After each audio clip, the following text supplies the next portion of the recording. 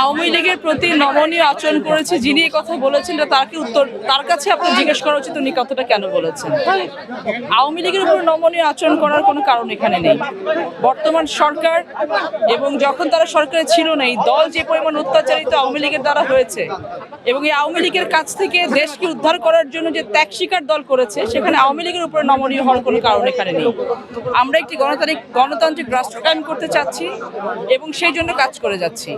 সেক্ষেত্রে আমাদের যা যা করণীয়, এয়ারপোর্টের সিকিউরিটির কথা বলছেন, রেগুলার সিকিউরিটি, এখানে তেমন কোনো কাহিনী লুকিয়ে নাই যেটার জন্য এটা স্টেটমেন্ট করতে হবে।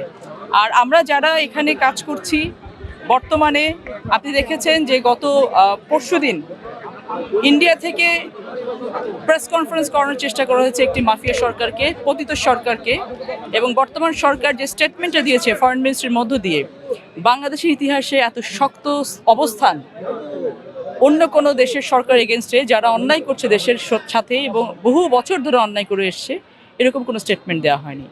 সেক্ষেত্রে এই ধরনের কোনো প্রশ্নই ওঠে না।